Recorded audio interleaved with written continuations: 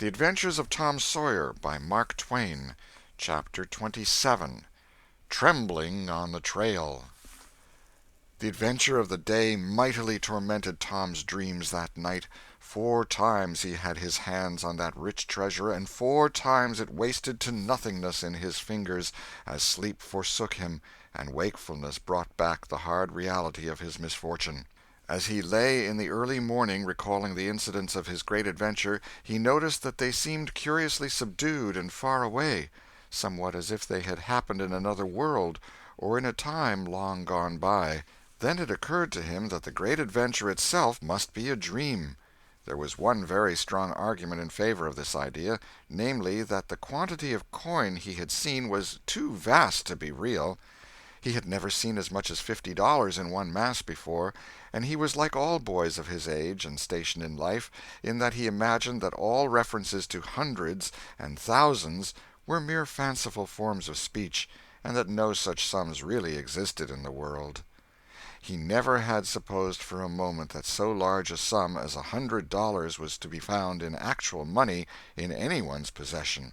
If his notions of hidden treasure had been analyzed, they would have been found to consist of a handful of real dimes and a bushel of vague, splendid, ungraspable dollars. But the incidents of his adventure grew sensibly sharper and clearer under the attrition of thinking them over, and so he presently found himself leaning to the impression that the thing might not have been a dream after all. This uncertainty must be swept away. He would snatch a hurried breakfast and go and find Huck. Huck was sitting on the gunwale of a flatboat, listlessly dangling his feet in the water and looking very melancholy. Tom concluded to let Huck lead up to the subject. If he did not do it, then the adventure would be proved to have been only a dream. "Hello, Huck." "Hello yourself." Silence for a minute. "Tom, if we'd 'a' left the blamed tools at the dead tree, we'd 'a' got the money." "Oh, ain't it awful!"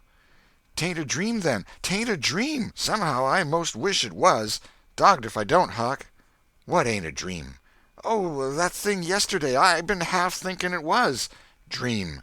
If them stairs hadn't broke down, you'd 'a' seen how much dream it was. I've had dreams enough all night, with that patch-eyed Spanish devil going for me all through 'em. Rot him!" "No, not rot him. Find him. Track the money."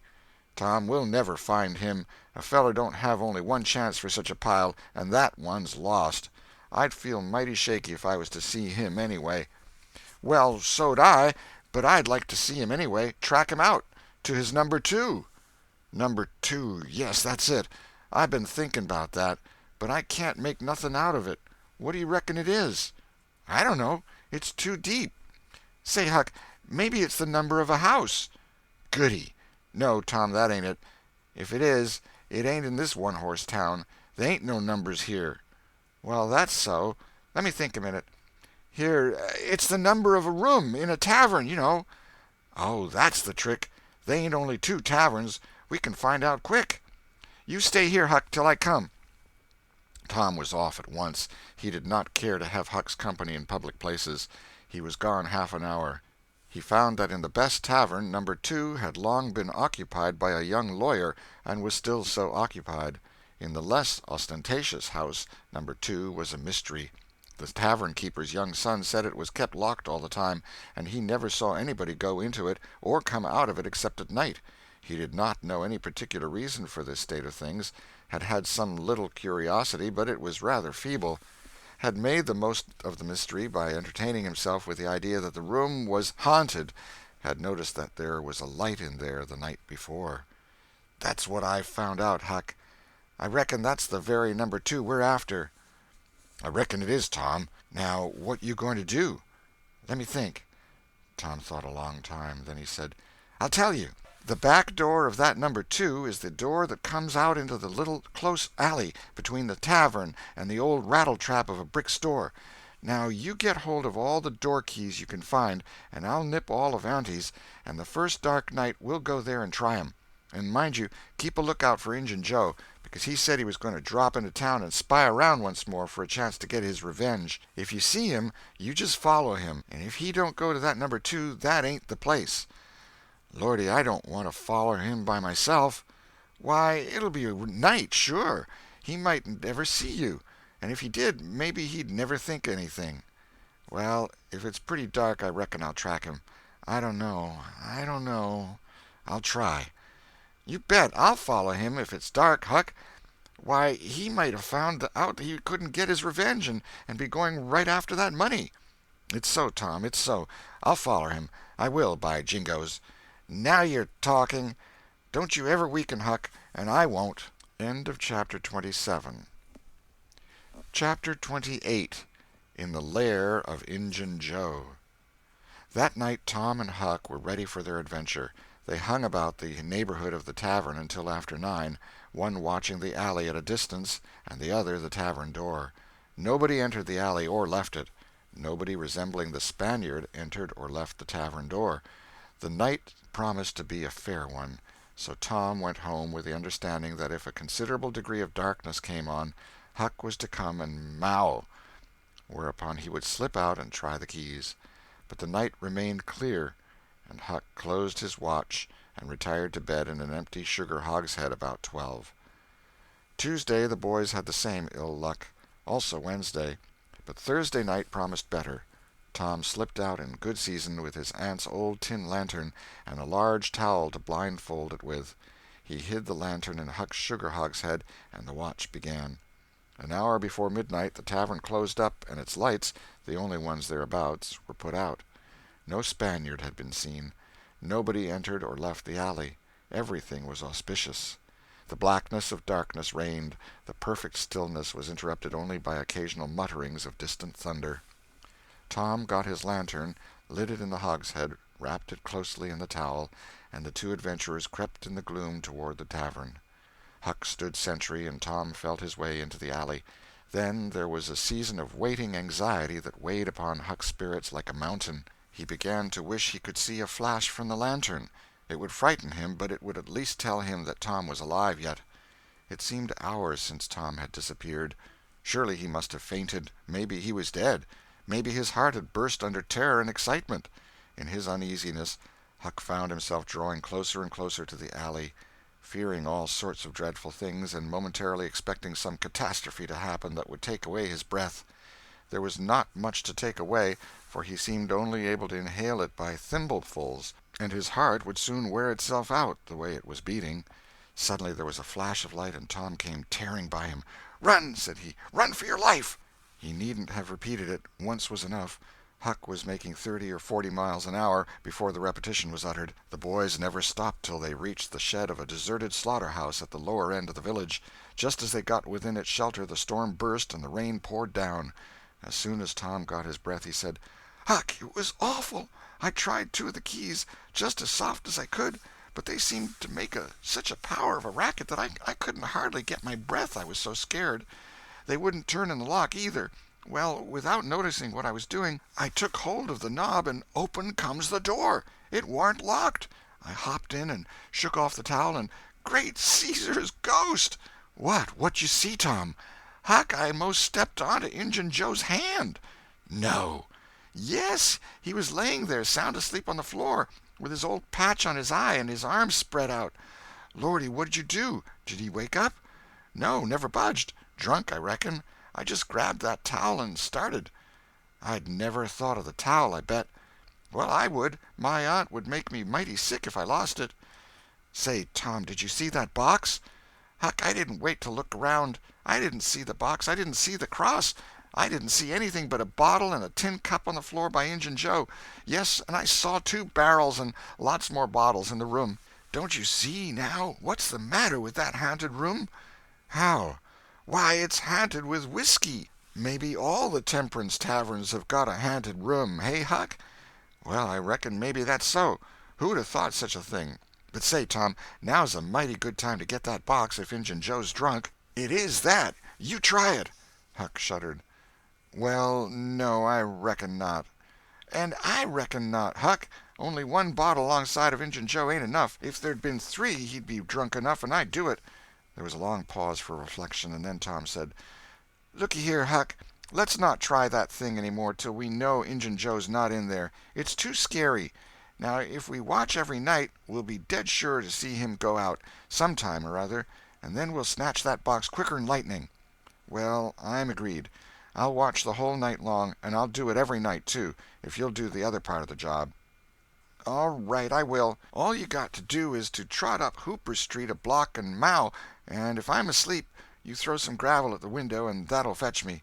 "Agreed, and good as wheat." "Now, Huck, the storm's over, and I'll go home. It'll begin to be daylight in a couple hours. You go back and watch that long, will you?" "I said I would, Tom, and I will. I'll haunt that tavern every night for a year. I'll sleep all day, and I'll stand watch all night." "That's all right. Now, where are you going to sleep?" "In Ben Rogers' hayloft. He lets me, and so does his pap's nigger man, Uncle Jake. I tote water for Uncle Jake whenever he wants me to, and any time I ask him he gives me a little something to eat if he can spare it. That's a mighty good nigger, Tom. He likes me, because I don't ever act as if I was above him. Sometimes I set right down and eat with him, but you needn't tell that. A body's got to do things when he's awful hungry he wouldn't want to do as a steady thing. Well, if I don't want you in the daytime, I'll let you sleep. I won't come bothering round. Any time you see something's up in the night, just skip right around and meow." End of Chapter 28. Chapter 29. Huck Saves the Widow. The first thing Tom heard on Friday morning was a glad piece of news. Judge Thatcher's family had come back to town the night before. Both Injun Joe and the treasure sank into secondary importance for a moment, and Becky took the chief place in the boy's interest. He saw her, and they had an exhausting good time playing high spy and gully keeper with a crowd of their schoolmates. The day was completed and crowned in a peculiarly satisfactory way. Becky teased her mother to appoint the next day for the long-promised and long-delayed picnic, and she consented. The child's delight was boundless, and Tom's not more moderate. The invitations were sent out before sunset, and straightway the young folks of the village were thrown into a fever of preparation and pleasurable anticipation. Tom's excitement enabled him to keep awake until a pretty late hour, and he had good hopes of hearing Huck's mow and of having his treasure to astonish Becky and the picnickers with next day. But he was disappointed. No signal came that night. Morning came eventually, and by 10 or 11 o'clock a giddy and rollicking company were gathered at Judge Thatcher's, and everything was ready for a start. It was not the custom for elderly people to mar picnics with their presence. The children were considered safe enough under the wings of a few young ladies of 18 and a few young gentlemen of 23 or thereabouts. The old steam ferry-boat was chartered for the occasion. Presently the gay throng filed up the main street laden with provision baskets. Sid was sick and had to miss the fun. Mary remained at home to entertain him. The last thing Mrs. Thatcher said to Becky was, "You'll not get back till late. Perhaps you'd better stay all night with some of the girls that live near the ferry landing, child." "Then I'll stay with Susie Harper, Mama." "Very well. And mind and behave yourself, and don't be any trouble." Presently, as they tripped along, Tom said to Becky, "Say, I'll tell you what we'll do. Instead of going to Joe Harper's, we'll climb right up the hill and stop at the Widow Douglas's. She'll have ice cream. She has it most every day. Dead loads of it. And she'll be awful glad to have us." "Oh, that will be fun." Then Becky reflected a moment and said, "But what will Mama say?" "Well, how she'll ever know." The girl turned the idea over in her mind and said reluctantly, "I reckon it's wrong, but—" "But shucks, your mother won't know, and so what's the harm? All she wants is that you'll be safe, and I bet you she'd have said go there if she'd 'a' thought about it. I know she would." The Widow Douglas's splendid hospitality was a tempting bait. It and Tom's persuasions presently carried the day, so it was decided to say nothing to anybody about the night's program. Presently it occurred to Tom that maybe Huck might come in this very night and give the signal. The thought took a deal of the spirit out of his anticipation. Still, he could not bear to give up the fun at Widow Douglas's. And why should he give it up, he reasoned. The signal did not come the night before, so why should it be any more likely to come tonight? The sure fun of the evening outweighed the uncertain treasure, and, boylike, he determined to yield to the stronger inclination and not allow himself to think of the box of money another time that day. 3 miles below town the ferry-boat stopped at the mouth of the woody hollow and tied up. The crowd swarmed ashore, and soon the forest distances and craggy heights echoed far and near with shoutings and laughter. All the different ways of getting hot and tired were gone through with, and by the rovers straggled back to camp, fortified with responsible appetites, and then the destruction of the good things began. After the feast there was a refreshing season of rest and chat in the shade of spreading oaks. By and by somebody shouted, "Who's ready for the cave?" Everybody was. Bundles of candles were procured, and straightway there was a general scamper up the hill. The mouth of the cave was up the hillside, an opening shaped like a letter A.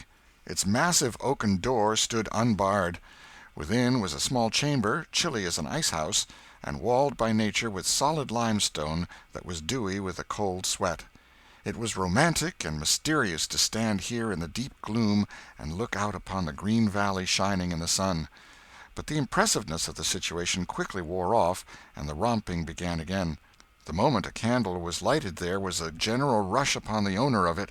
A struggle and a gallant defense followed, but the candle was soon knocked down or blown out, and then there was a glad clamor of laughter and a new chase.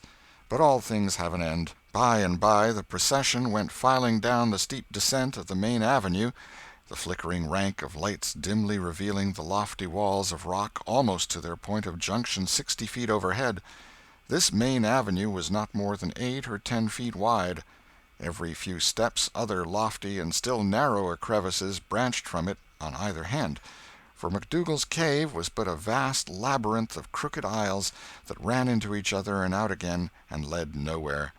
It was said that one might wander days and nights together through its intricate tangle of rifts and chasms and never find the end of the cave, and that he might go down and still down into the earth, and it was just the same, labyrinth underneath labyrinth, and no end to any of them. No man knew the cave. That was an impossible thing.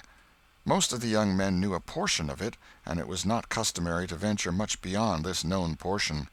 Tom Sawyer knew as much of the cave as anyone.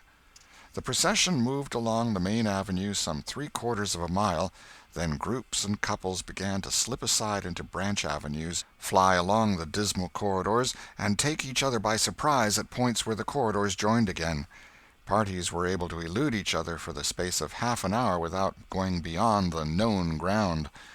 By and by one group after another came straggling back to the mouth of the cave, panting, hilarious, smeared from head to foot with tallow drippings, daubed with clay, and entirely delighted with the success of the day. Then they were astonished to find that they had been taking no note of time, and that night was about at hand. The clanging bell had been calling for half an hour. However, this sort of close to the day's adventures was romantic and therefore satisfactory. When the ferry-boat with her wild freight pushed into the stream, nobody cared sixpence for the wasted time but the captain of the craft. Huck was already upon his watch when the ferry-boat's lights went glinting past the wharf. He heard no noise on board, for the young people were as subdued and still as people usually are who are nearly tired to death. He wondered what boat it was, and why she did not stop at the wharf, and then he dropped her out of his mind and put his attention upon his business. The night was growing cloudy and dark. 10 o'clock came, and the noise of vehicles ceased. Scattered lights began to wink out. All straggling foot-passengers disappeared. The village betook itself to its slumbers, and left the small watcher alone with the silence and the ghosts. 11 o'clock came, and the tavern lights were put out. Darkness everywhere now. Huck waited what seemed a weary long time, but nothing happened. His faith was weakening. Was there any use? Was there really any use? Why not give it up and turn in? A noise fell upon his ear. He was all attention in an instant. The alley door closed softly. He sprang to the corner of the brick store. The next moment 2 men brushed by him, and one seemed to have something under his arm. It must be that box. So they were going to remove the treasure. Why call Tom now? It would be absurd. The men would get away with the box and never be found again. No, he would stick to their wake and follow them. He would trust to the darkness for security from discovery. So, communing with himself, Huck stepped out and glided along behind the men, cat-like, with bare feet, allowing them to keep just far enough ahead not to be invisible. They moved up the river street 3 blocks, then turned to the left up a cross street. They went straight ahead, then, until they came to the path that led up Cardiff Hill. This they took. They passed by the old Welshman's house, halfway up the hill, without hesitating, and still climbed upward. Good, thought Huck, they will bury it in the old quarry. But they never stopped at the quarry. They passed on, up the summit. They plunged into the narrow path between the tall sumac bushes, and were at once hidden in the gloom. Huck closed up and shortened his distance now, for they would never be able to see him. He trotted along a while, then slackened his pace, fearing he was gaining too fast, moved on a piece, then stopped altogether, listened. No sound. None, save that he seemed to hear the beating of his own heart. The hooting of an owl came from over the hill. Ominous sound. But no footsteps. Heavens, was everything lost? He was about to spring with winged feet when a man cleared his throat not 4 feet from him. Huck's heart shot into his throat, but he swallowed it again, and then he stood there, shaking as if a dozen agues had taken charge of him at once, and so weak that he thought he must surely fall to the ground. He knew where he was. He knew he was within 5 steps of the stile leading into Widow Douglas's grounds. Very well, he thought, let them bury it there. It won't be hard to find. Now there was a voice, a very low voice, Injun Joe's. Damn her. Maybe she's got company. There's lights, late as it is. I can't see any. This was that stranger's voice, the stranger of the haunted house. A deadly chill went to Huck's heart. This, then, was the revenge job. His thought was to fly.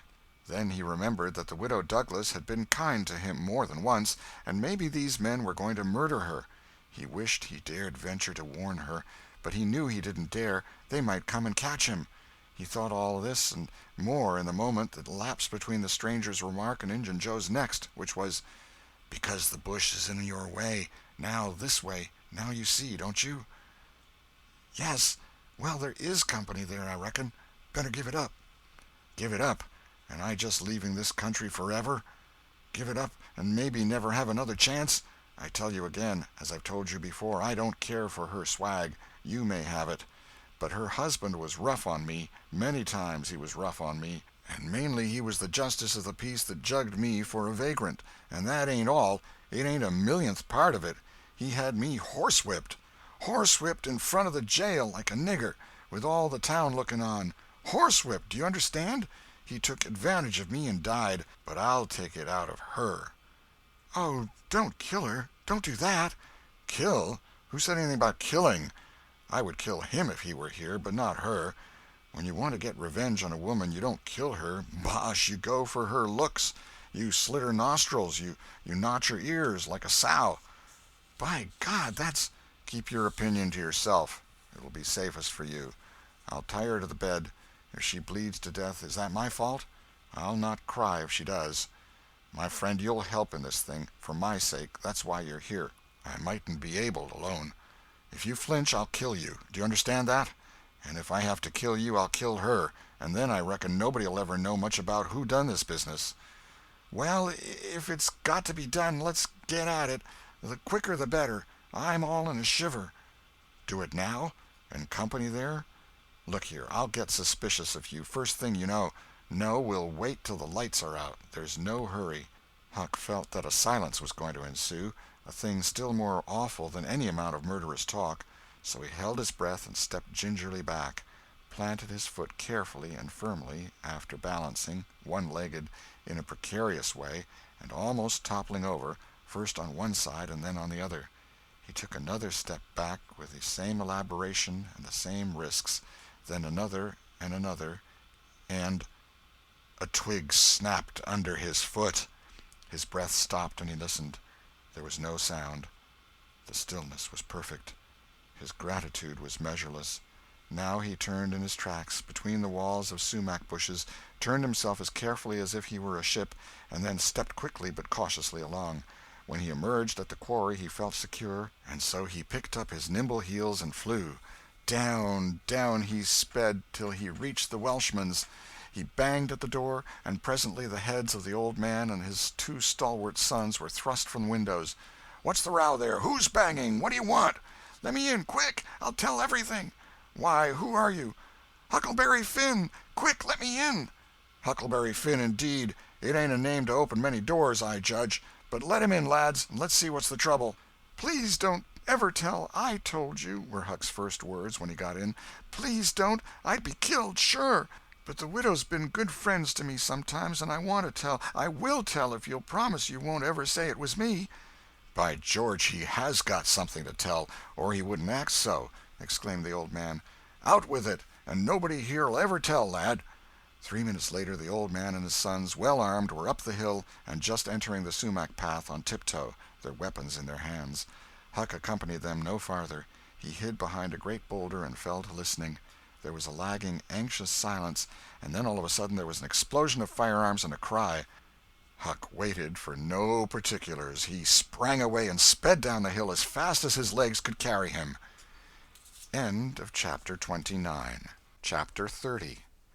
Tom and Becky in the Cave. As the earliest suspicion of dawn appeared on Sunday morning, Huck came groping up the hill and rapped gently at the old Welshman's door. The inmates were asleep, but it was a sleep that was set on a hair-trigger on account of the exciting episode of the night. A call came from a window. "Who's there?" Huck's scared voice answered in a low tone. "Please let me in. It's only Huck Finn."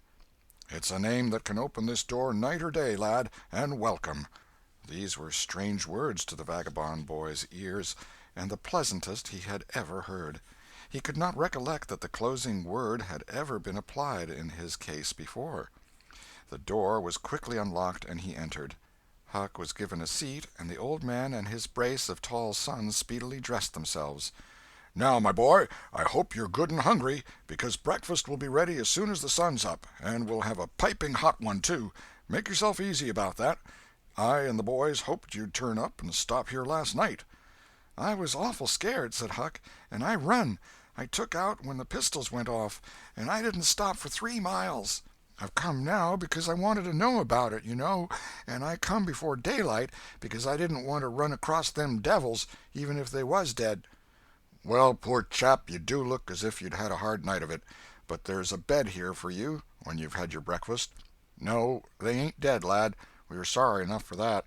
You see, we knew right where to put our hands on them, by your description, so we crept along on tiptoe till we got within 15 feet of them, dark as a cellar that sumac path was, and just then I found I was going to sneeze. It was the meanest kind of luck. I tried to keep it back, but no use. 'Twas bound to come, and it did come. I was in the lead with my pistol raised, and when the sneeze started, those scoundrels a-rustling to get out of the path, I sung out, 'Fire, boys!' and blazed away at the place where the rustling was. So did the boys, but they were off in a jiffy, those villains, and we after them down through the woods. I judge we never touched them. They fired a shot apiece as they started, but their bullets whizzed by and didn't do us any harm. As soon as we lost the sound of their feet, we quit chasing, and went down and stirred up the constables. They got a posse together and went off to guard the river bank, and as soon as it is light the sheriff and a gang are going to beat up the woods. My boys will be with them presently.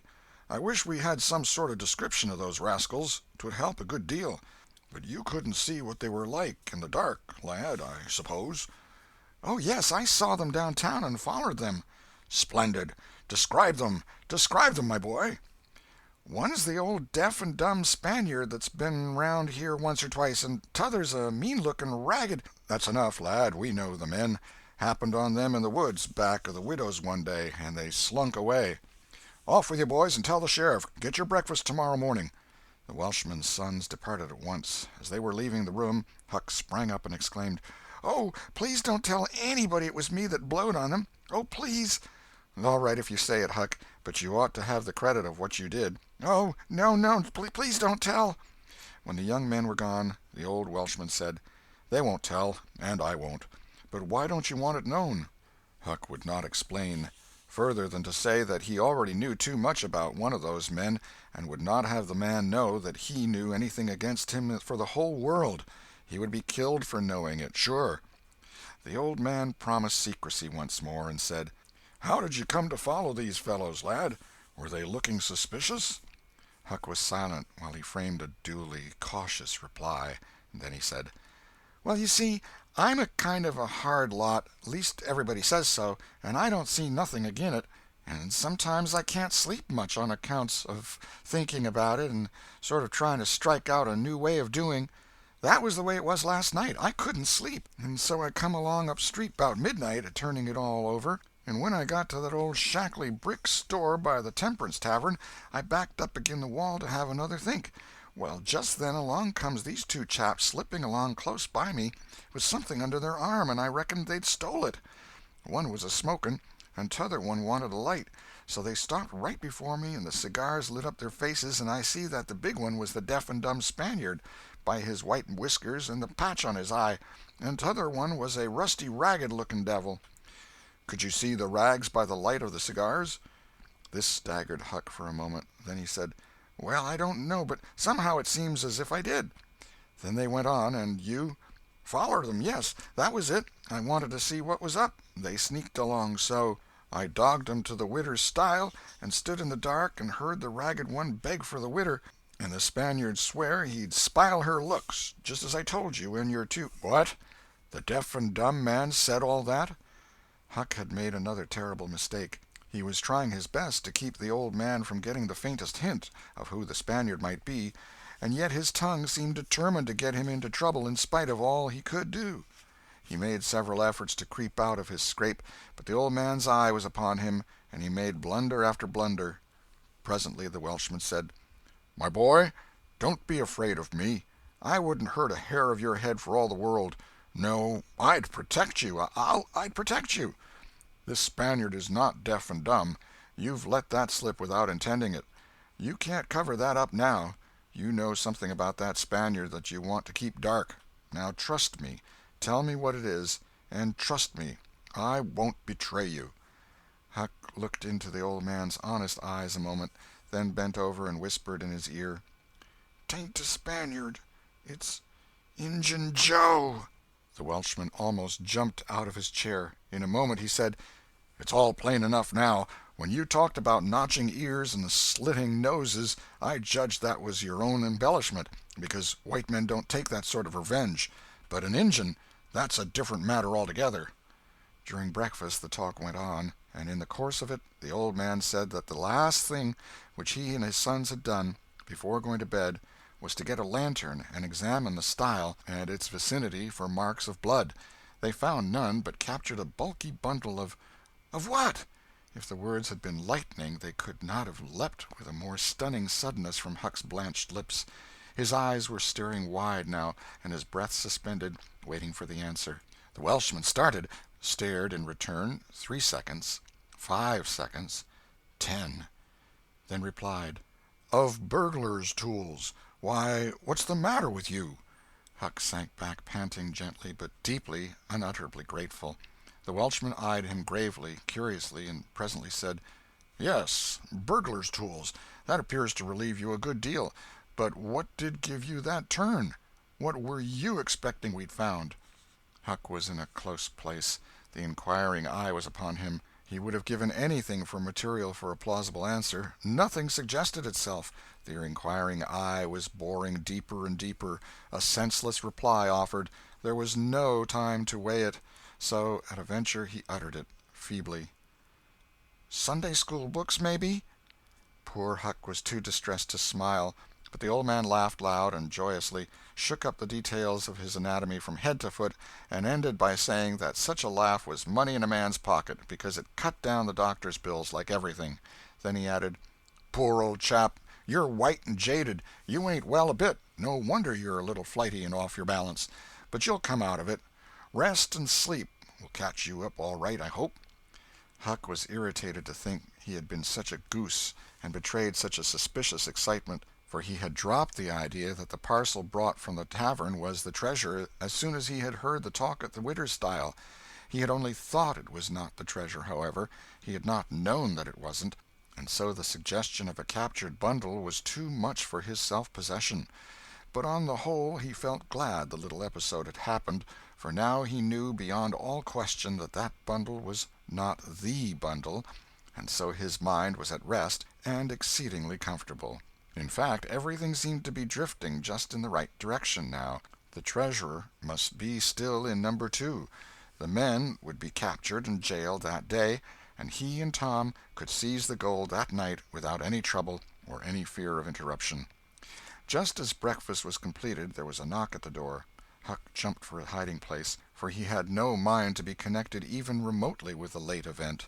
The Welshman admitted several ladies and gentlemen, among them the Widow Douglas, and noticed that groups of citizens were climbing up the hill to stare at the stile, so the news had spread. The Welshman had to tell the story of the night to the visitors.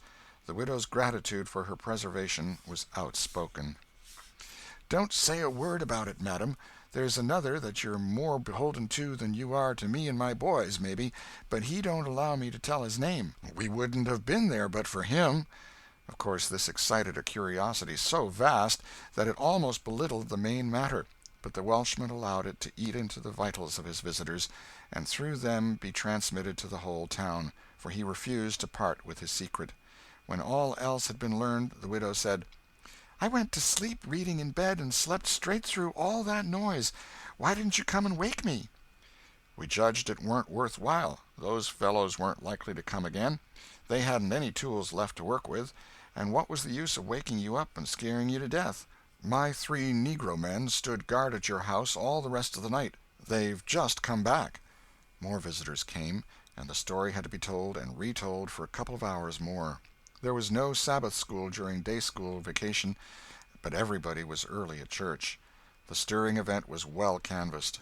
News came that not a sign of the 2 villains had been yet discovered.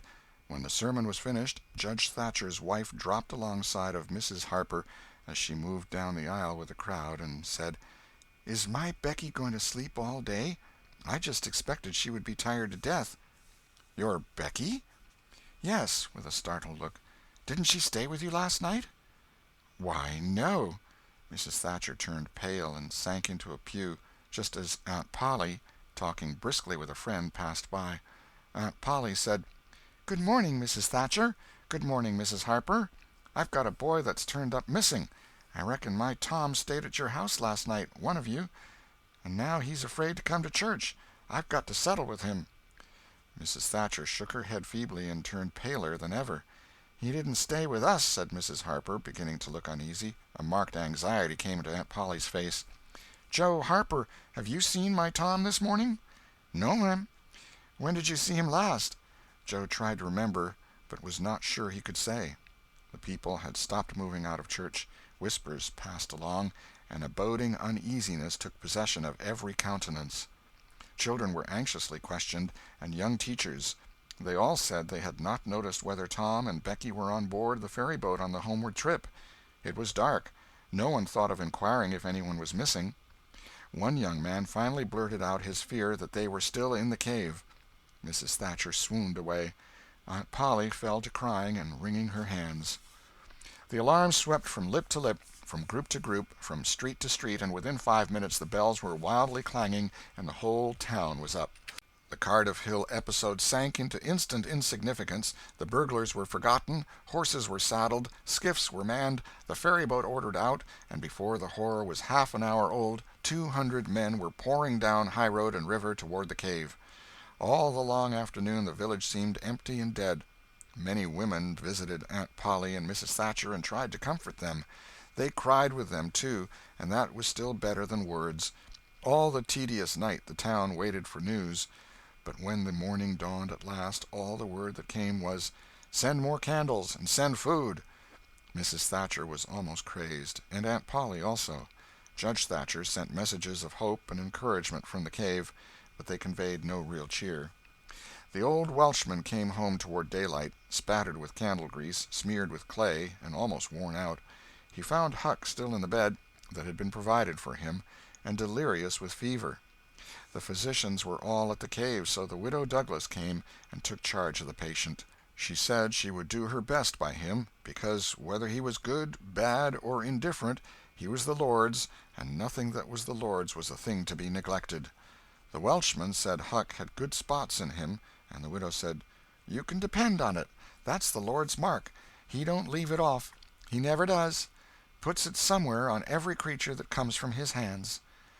Early in the forenoon, parties of jaded men began to straggle into the village, but the strongest of the citizens continued searching. All the news that could be gained was that remotenesses of the cavern were being ransacked that had never been visited before, that every corner and crevice was going to be thoroughly searched, that wherever one wandered through the maze of passages, lights were to be seen flitting hither and thither in the distance, and shoutings and pistol-shots sent their hollow reverberations to the ear down the sombre aisles. In one place, far from the section usually traversed by tourists, the names Becky and Tom had been found traced upon the rocky wall with candle smoke, and near at hand a grease-soiled bit of ribbon. Mrs. Thatcher recognized the ribbon and cried over it. She said it was the last relic she would ever have of her child, and that no other memorial of her could ever be so precious, because this one parted latest from the living body before the awful death came. Some said that now and then in the cave a far-away speck of light would glimmer, and then a glorious shout would burst forth, and a score of men go trooping down the echoing aisle, and then a sickening disappointment always followed. The children were not there. It was only a searcher's light. 3 dreadful days and nights dragged their tedious hours along, and the village sank into a hopeless stupor. No one had heart for anything. The accidental discovery just made, that the proprietor of the Temperance Tavern kept liquor on his premises, scarcely fluttered the public pulse, tremendous as the fact was. In a lucid interval, Huck feebly led up to the subject of taverns, and finally asked, dimly dreading the worst, if anything had been discovered at the Temperance Tavern since he had been ill. "Yes," said the widow. Huck started up in bed, wild-eyed. "What? What was it?" "Liquor, and the place has been shut up." "Lie down, child. What a turn you did give me." "Only tell me just one thing, only just one, please. Was it Tom Sawyer that found it?" The widow burst into tears. "Hush, hush, child, hush. I've told you before, you must not talk. You are very, very sick." Then nothing but liquor had been found. There would have been a great powwow if it had been the gold. So the treasure was gone forever, gone forever. But what could she be crying about? Curious that she should cry. These thoughts worked their dim way through Huck's mind, and under the weariness they gave him he fell asleep. The widow said to herself, "There, he's asleep, poor wreck. Tom Sawyer find it. Pity but somebody could find Tom Sawyer. Ah, there ain't many left now that's got hope enough, or strength enough either, to go on searching." End of chapter 30.